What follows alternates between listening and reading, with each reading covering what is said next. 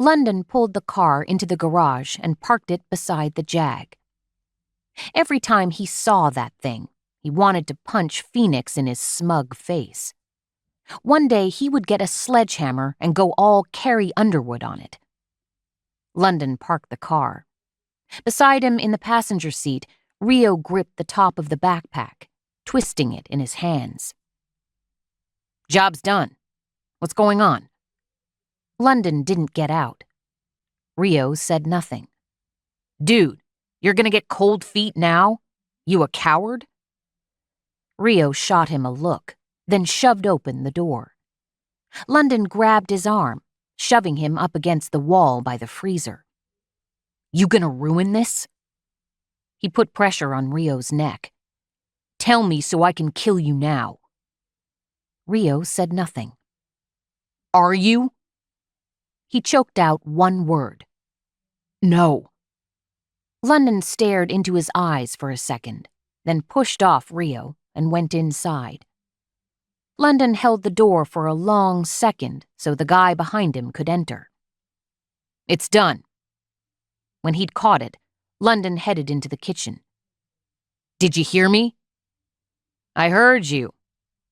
Berlin stood over the breakfast bar, schematics on the table in front of him. London figured he had.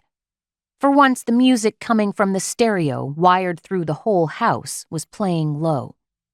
The kitchen smelled like last night's dinner, underlaid with the constant, slightly musty smell of being between housekeepers. Berlin lifted a mug and sipped while he studied the paper he'd rolled out before putting little gold Scotty dog statues on the corners as paperweights.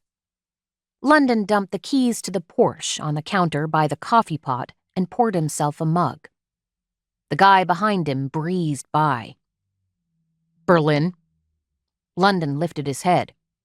"Rio?" Rio got a beer from the fridge and chugged down half of it. "Where's everyone else?" Berlin pointed with a finger toward the living room that led out onto an expansive back porch with a hot tub and a view of the pool, then the mountains. London put cream in his coffee. "Did Miami wake up?" Berlin shook his head. Rio headed for the living room, pulling off his shirt so he was just in basketball shorts. He only wore a shirt when they left the house, and even that didn't always guarantee he'd be fully clothed. It was the brand he'd cultivated, and it worked for him.